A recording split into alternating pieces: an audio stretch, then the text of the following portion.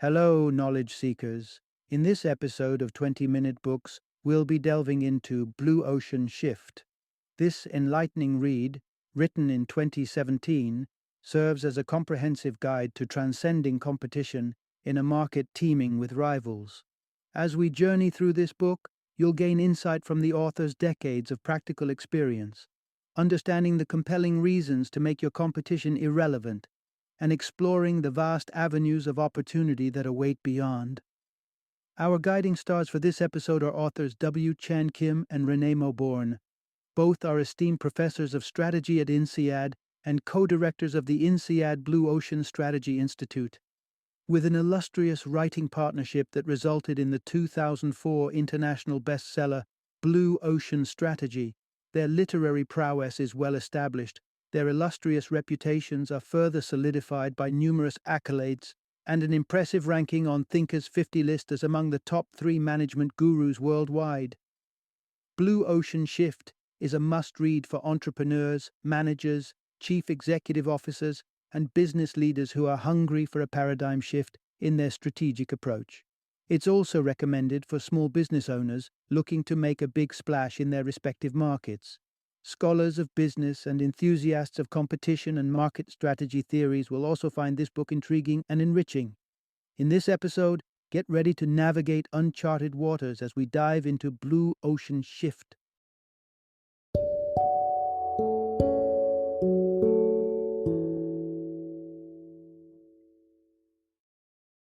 Blue Ocean Shift, Beyond Competing, Proven Steps to Inspire Confidence and Seize New Growth. Introduction. Dive headfirst into the uncharted blue ocean of new market spaces. Imagine your organization stuck in a red ocean, a highly saturated and fiercely competitive market. Have you ever wondered if there's an escape hatch that could transport you into a blue ocean, a vast, tranquil space devoid of competition and teeming with untapped potential? Well, wonder no more. Rooted in years of practical experience, this summary gives you the oars to sail towards that elusive blue ocean. The journey starts with a comprehensive blueprint, a shift from competing within industry confines to exploring new, promising markets laden with opportunities. Get ready to discover how a French fry maker stirred a revolution in its market through a blue ocean shift, how a simple red clown nose reshaped the charitable industry, and how luxury hotel chain Citizen M created a blue ocean by doing away with the front desk. Keep your eyes on the horizon as we navigate through these captivating narratives. Part 1. Soar above your competition with the power of a blue ocean shift. When it comes to crafting a business strategy, you are often faced with a perceived dichotomy. Either you opt for a value-driven path, focusing on exceptional quality and service to expand your business, or adopt a low-cost strategy, striving to offer the best prices among your competitors. Both approaches have their merits, but is that all there is? Enter the Blue Ocean Shift, the game changer in your strategic arsenal. It's about propelling your business beyond the realm of cutthroat competition into virgin markets brimming with opportunities. Let's take the example of Group SEB, a renowned French manufacturer of small appliances, including a French fry maker. Conventionally, making French fries has been synonymous with deep frying in oil. This method, though widely accepted, is expensive, hazardous, messy, and frankly, unhealthy. Then, in 2006, Group SEB launched ActiFry, a groundbreaking product that transformed the way French fries were made, with no frying and using only a tablespoon of oil. ActiFry didn't just bring in new customers, it pioneered a whole new market, placing Group SEB on the global map as a leader. So, what is a blue ocean shift really about? Simply put, it's a transition from a fiercely competitive market space, the red ocean, to a tranquil, opportunity-laden market, which we refer to as the blue ocean. It might sound like a miraculous feat, but it's rooted in a methodical process that revolves around 3 crucial components. Firstly, the shift requires a fresh blue ocean perspective to broaden your thinking horizon. Secondly, it demands a human touch to inspire people to support this paradigm shift. Finally, you need to develop market-creating tools to morph that renewed perspective into a desirable product. But these concepts can appear abstract at first.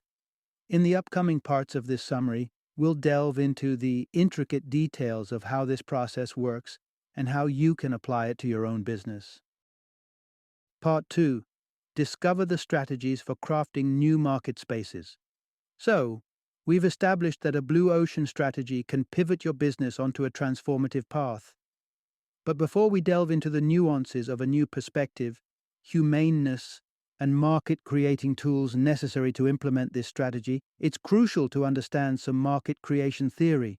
This foundational knowledge will illuminate why making such a shift is so effective. You might think that markets emerge solely when novel ideas or superior solutions come to the fore. However, market creation relies on three more specific strategies.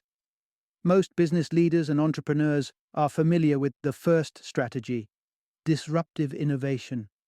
This concept, originally termed creative destruction by Joseph Schumpeter, a 20th century Austrian economist, occurs when a new invention supersedes its predecessor, thus shaking up the industry. Consider the case of Kodak, the indisputable leader in the photographic film industry, whose dominion was utterly upended by the advent of digital photography. Then there's non-disruptive creation, where markets are neither annihilated nor replaced. Instead, a fresh market is carved out without disturbing the existing ones. A fitting example is Pfizer's Viagra. This new drug didn't cause ripples in the existing pharmaceutical market. On the contrary, it pioneered a completely new market by addressing an unmet need among men: erectile dysfunction. Lastly, nestled between these two strategies, there lies a third, commonly overlooked middle way. This strategy comes into play when an existing problem is reframed. Groupe Seb's Actifry, the innovative French fry maker we mentioned earlier, fits perfectly in this category. In this case, both non-disruptive and disruptive elements come into play. Though the existing industry remained intact, it was certainly given a spin. To sum it up, you can either develop a revolutionary product that supplants existing ones, pinpoint and address a hitherto unaddressed issue, or redefine your approach to an existing problem. Next, let's navigate towards the three pivotal elements instrumental in facilitating a blue ocean shift. Part 3. Unleashing the magic of a blue ocean strategist's perspective through four defining attributes. Now that you have a clear grasp on the mechanics of market creation, you're armed to set sail for your own blue ocean. The maiden voyage towards this destination commences with embracing a mindset that transcends boundaries. Take the example of Comic Relief, a UK-based charity. The charity sector exemplifies a red ocean scenario marked by cutthroat competition. To put things into perspective, there are 600 cancer charities in London alone. Despite such an environment, Comic Relief pioneered a blue ocean shift by fundamentally redefining how charities operate. Every alternate year since the 1980s, the charity organizes a Red Nose Day, a unique fundraising event where people engage in hilarious activities to solicit donations. Imagine a CEO conducting a business meeting with a red ball attached to his nose, like a clown. These Red Nose Days have been immensely successful, with the 2017 edition raising a whopping £73 million. At this point, you might be wondering, was Comic Relief devised with a blue ocean perspective in mind? The answer is a resounding yes, and here's how you can discern this.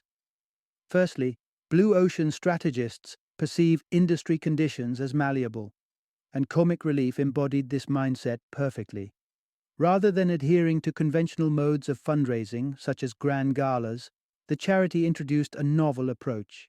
Secondly, blue ocean strategists don't aim to outdo their competitors, but rather render them irrelevant.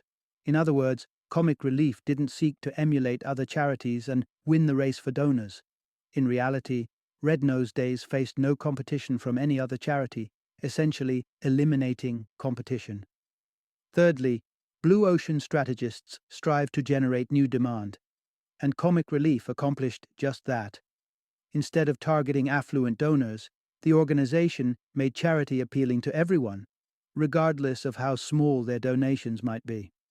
Lastly, Comic Relief exemplifies a blue ocean perspective as it is both cost-effective and unique simultaneously. With its engaging fundraising approach, the organization distinguishes itself clearly from other charities.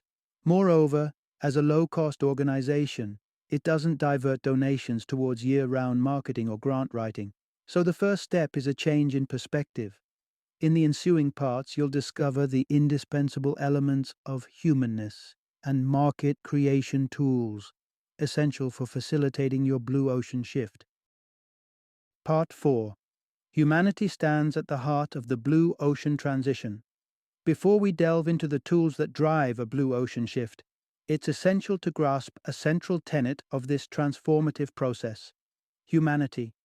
Humanity plays a pivotal role, as it recognizes the myriad emotions, fears, insecurities, and the innate longing for dignity and purpose that individuals invariably carry with them.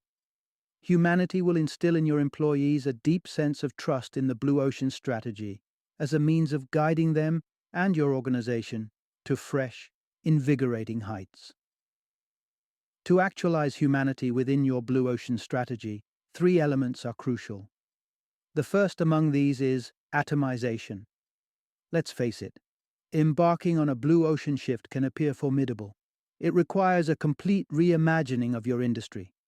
The question your team may likely be grappling with is, can we even achieve this? The answer unequivocally is a resounding yes. However, the key lies in deconstructing this overwhelming task into manageable segments, focusing on each one independently. The second component of humanity is first-hand discovery. Given that a blue ocean shift necessitates novel ways of thinking, it's vital that every individual on your team develops new perspectives based on their experiences. In other words, each member should feel the imperative for change rooted in their personal reflections rather than as an imposed directive. Lastly, infusing humanity into the blue ocean process necessitates a fair process. In this context, a fair process adheres to three principles: engagement, explanation, and clear expectations. Engagement implies involving all stakeholders in the decision-making process. Explanation entails offering a lucid analysis of decisions and concepts that are discarded. And clear expectations mean explicitly articulating what people can anticipate and what their responsibilities will involve. Part 5. Analyze your present situation before you sail towards your blue ocean. Armed with the previous two elements, a shift in perspective and a touch of humanity, you're ready to embark on your ambitious journey towards a vast blue ocean. To prime yourself for victory, it's crucial to master 5 practical blue ocean instruments, one at a time. Let's begin with the Pioneer Migrator Settler Map. This tool enables you to evaluate your organization's existing products or services within a simple diagram, thereby providing an understanding of your market standing. The ease of its setup makes it even more valuable. Your ultimate objective in developing this tool is to gain an unbiased view of your products and their worth to a buyer. To achieve this, you merely need to classify them into 3 categories. Pioneers are products that embody tangible, innovative value. Your customers don't merely buy them, they adore them. Your pioneers are the golden key to your company's unique appeal and future profits. Contrastingly, settlers are products that mirror your competitors' offerings. They are derivatives of imitating the competition and only slightly enhance existing offerings. Finally, migrators occupy the middle ground. While these products offer more value than competitors, they lack true innovation. Drawing your Pioneer Migrator Settler map is a breeze. Simply divide a square horizontally into 3 sections. In the bottom section, depict your settlers as circles, repeat the same with your migrators in the middle, and place your pioneers at the top. Vary the size of the circles to represent the revenue each product generates. The larger the circle, the higher the revenue. After you've drawn the map, scrutinize the distribution. The more your business relies on settlers, the higher its vulnerability in the future. Hence, your Blue Ocean initiative will aim to create larger circles of pioneers and ascend your migrators up a notch. Part 6. Map out your competitive value vis-à-vis your competitors to gain a crystal clear understanding of your market position. The second instrument for navigating a Blue Ocean approach is termed the strategy canvas, a technique crafted to generate a comprehensive snapshot of your existing business strategy and the competitive factors driving your industry. The strategy canvas delineates the competitive elements in your industry and the value buyers derive from each of these factors. To put it simply, imagine a graph where the horizontal axis represents the primary competitive elements within your industry, and the vertical axis indicates the level of each factor's offerings, ranging from low to high. To visualize this, recall the charity mentioned earlier. The competitive factors in that instance could be the percentage of every dollar that contributes to the cause and the expenses involved in fundraising. Creating your strategy canvas commences with identifying crucial competitive elements akin to these, selecting anywhere between 5 and 12. Subsequently, pick a significant player from your industry for comparison. If feasible, opt for the industry leader to comprehend the benchmark within your field. If that's you, then choose your closest competitor. Lastly, on a scale from 1 to 5, with 1 being very low and 5 being very high, rate both your offerings and those of your competitor for each factor, plotting your graphs as you progress. Upon its completion, your strategy canvas can provide substantial insights. For instance, if your curve closely mirrors your competitors, you're swimming in a red ocean of competition. If your curve consistently ranks lower, your offerings are generally subpar. Thus, the strategy canvas emerges as a potent tool that underscores the necessity for a blue ocean shift. It aligns your entire team and uncovers potential avenues through which your organization can deviate from established industry norms. Part 7. Map the customer journey to enhance the accessibility of your product. The third secret weapon in your market creation arsenal is the capacity to detect concealed pain points. These are areas in your industry that hinder your product's appeal or deter prospective customers. Take the United States, for instance, where wine accounts for merely 15% of alcohol sales. What contributes to such a low percentage? Consider the last time you bought a bottle of wine for yourself. Wasn't it taxing to select from a plethora of options? Or the number of people who grapple with opening a wine bottle effortlessly? Such pain points can restrict the growth of your industry unless you uncover and address them. To do this, sketch a buyer utility map, a tool conceptualized by the authors. In essence, this map is a table encompassing 6 rows and 6 columns. The columns denote the 6 stages of the buyer experience cycle: purchase, delivery, use, supplements, maintenance, and disposal. The rows represent the 6 utility levers: customer productivity, simplicity, convenience, risk reduction, fun and image, and environmental friendliness. For a wine buyer, the journey would commence with searching for the appropriate bottle, buying it, opening and sharing it, consuming the wine, and ultimately disposing of the empty bottle. At each step, the utility rows can be filled by probing into questions like: what impedes customer productivity? What obstructs simplicity? How is convenience hampered? What hinders risk reduction? What dampens the fun? And what hampers environmental friendliness? While pondering each of these inquiries, it's crucial to consider why each answer has its respective effect. After populating all 36 cells in the table, reflect on how many of them your industry addresses. Which pain points can you mitigate? By discerning the pain points specific to your industry, you'll be equipped to implement changes that attract individuals not currently purchasing your product. Recall the charity, comic relief. Their Red Nose Day initiative eliminated the obstacle of making a small donation. Consequently, individuals who typically wouldn't participate in a charitable drive, including children and low-income families, were able to contribute to a worthy cause. Part 8. Employ a straightforward framework to discover abundant opportunities. The fourth instrument in your Blue Ocean toolbox is termed the 6 Paths Framework. It's an excellent method for generating blue ocean opportunities. The inaugural path involves exploring alternative industries. Your objective here is to understand why customers opt for one industry over another. For example, why would some individuals engage a plumber while others simply visit a hardware store? The second path necessitates inspecting strategic groups within your industry.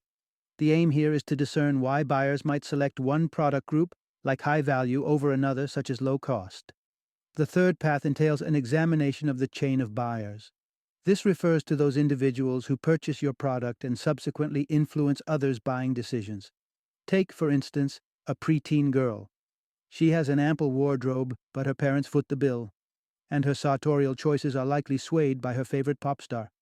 By pinpointing such a chain of buyers, you can concentrate on the ones your industry presently overlooks. Next, it's time to contemplate the broader solution that buyers are seeking. For this, analyze the context in which your product functions and identify what transpires before, during, and after its usage. Take the example of the electric kettle industry in Britain, a classic red ocean. Britons enjoy their afternoon tea, but before they can brew it, they must rid their kettles of lime scale. Observing this issue, the company Philips introduced a filter that automatically removes the scale. The ensuing path is to rethink the equilibrium between functionality and emotion within your industry. While some industries are purely functional, such as law, where lawyers aren't concerned with invoking positive emotions but merely accomplishing their task, you could potentially redefine such orientations to open fresh opportunities. And finally, the sixth path involves molding external trends that impact your industry. Kick off by identifying those trends that influence you. In the context of agriculture, for example, this could be climate change. Once you've identified these, contemplate ways to adapt to these trends, or even better, shape them. Part 9. Forge your blue ocean strategy by questioning assumptions with a strategic set of inquiries. The 6 Paths framework can assist you in pinpointing potential amendments you can implement.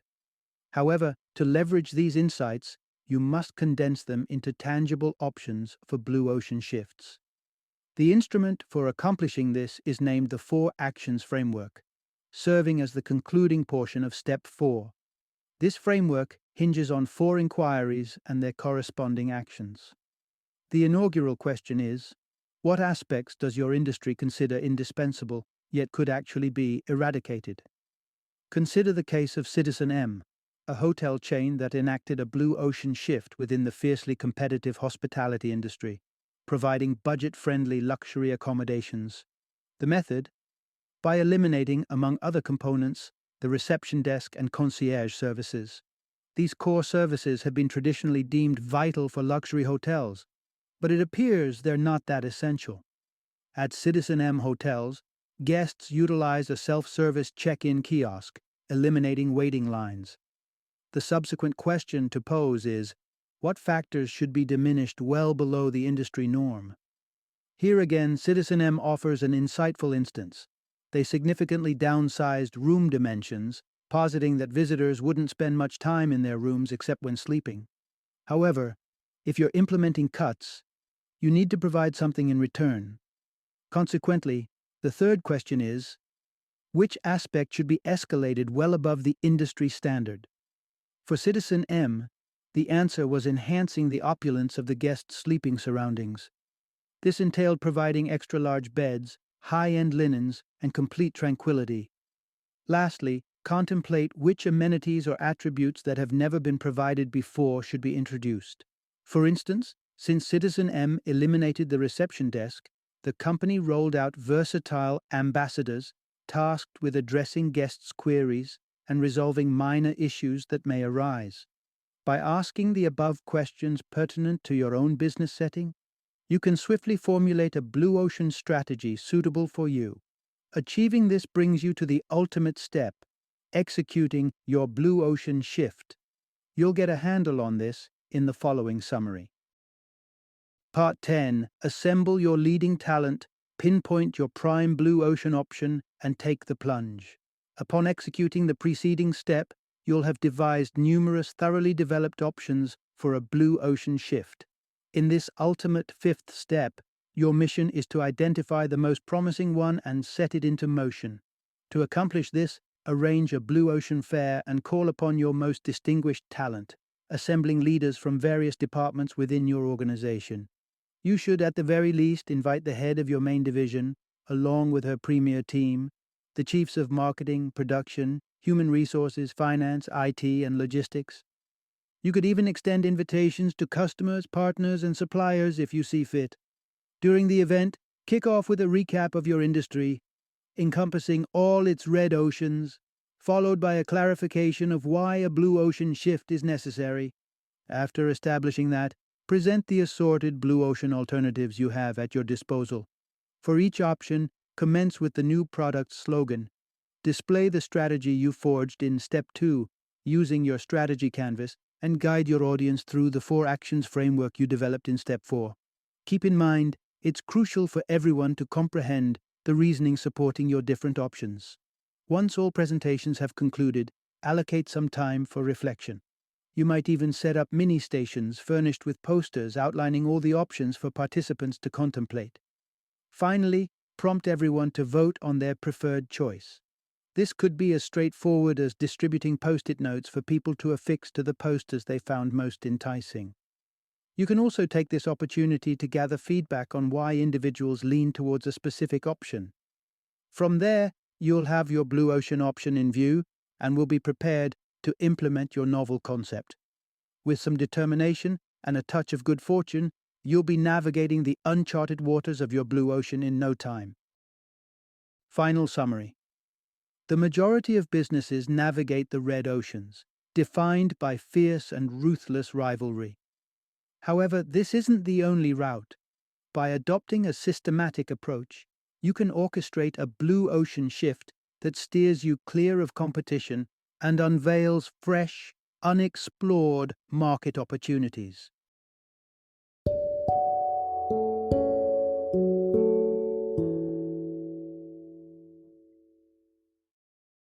Thank you for joining me today on this journey of learning and discovery as we explored the insights of another thought-provoking book in our growing library of knowledge.